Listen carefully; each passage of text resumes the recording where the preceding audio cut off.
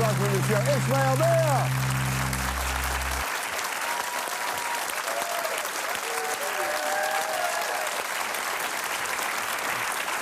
Welcome back to you. All right, man. How are things? I think so. Wonderful. Yeah? Definitely. Yeah. Congrats on the book. Thank you. Thank you. A big part of this new book is the aftermath of the war. Yes. It's kind of, there's so much more about the rebuild. Yeah. You know, especially as this book goes with two main guys. Was that important to you to try to imagine that? Yes, certainly, because during the tour for the first book, for the memoir, something was tugging at me really in my heart. I was thinking to myself, people are so interested in what's going on when places are collapsing, when there's too much violence, but nobody talks about the aftermath. As soon as the war ends, the cameras, everybody stops talking about that particular place, and they move on to wherever the next madness is. But actually, post-conflict is the most crucial, if not the most important stage, about how you rebuild your traditions, how you learn to live together again.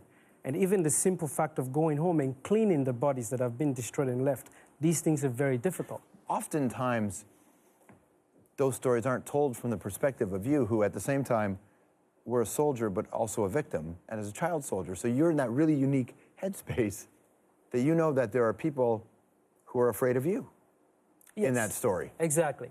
I have a character in the book that's called Cornell, who returns, and is a young man, returns with a group of other orphans into the town. And that could be based on me, it could be based on hundreds of thousands of other child soldiers, or former child soldiers returning to their communities. So then how do you find that balance by not allowing anybody to dehumanize you any longer, but also not resorting to violence to make sure that they understand where you're coming from. So I had to work with it and also imagine what it would have felt like for me to go back home, what it would have felt like for my grandmother to go back home. But really at the heart of this, I'm trying to look at how do you move towards the future when the past is pulling at you very strongly. How do you really do that? And how do you preserve what means the most to you in the uncertain times of your life, you know? At what point in your story, I'm assuming you have, but did you forgive yourself?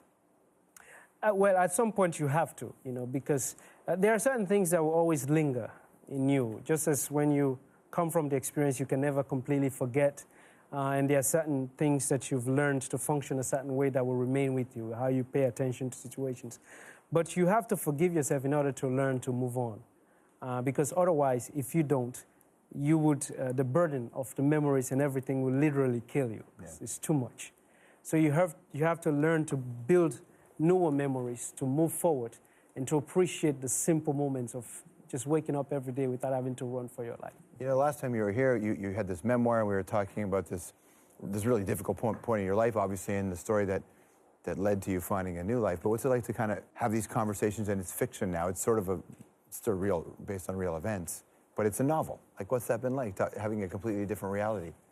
Oh, well, I think writing a fiction is more freer. You know, you can play with your imagination more, you can play with timeline, you can kind of, you can do whatever you like, you know. And I really like that a lot because I was able to play with language, the traditions of my culture, and play with a lot more images and really try to just challenge myself to do things differently. I guess that would be the challenge of writing a memoir, too, is that having to get everything exactly right, remembered exactly the same way. Did you find when you were going through the first time that you were unsure of how you were going to put that story together? The memoir? Yeah. Well, the thing about writing a memoir is that you're going to rely on the best of your memories. Yeah. And anything that you doubt, at least that's what I did, you throw out.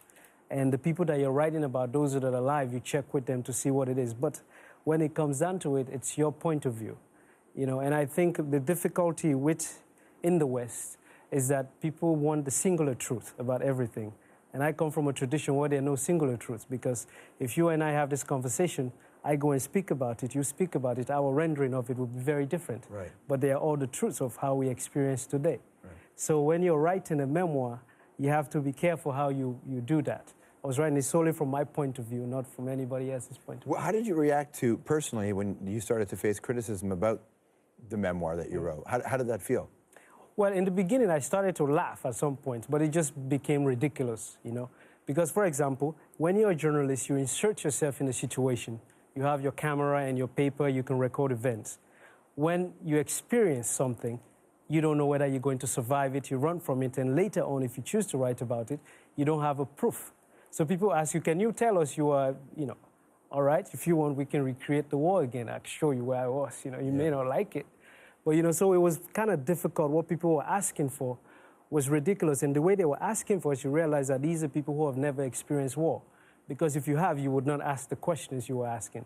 So I just felt, you know what, I would just tell my readers, read what they're writing, read what I've written, make your own intelligible decision about how you want to believe this. If you were to write that memoir today, would it be much different than the one that you first wrote?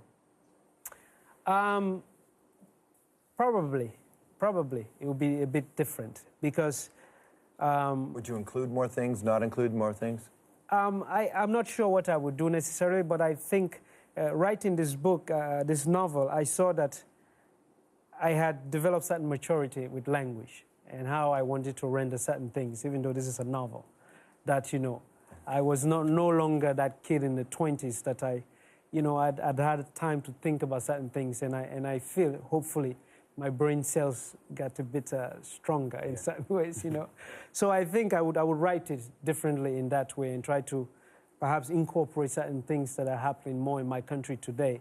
But at that point that I wrote it, what I wrote for A Long Way Gone, I would never want to change anything about it. I think I'm happy that I did it the way I did it. Radiance of Tomorrow. A pleasure to see you, my friend. Thank you. Let's find out, everybody. We'll be right back.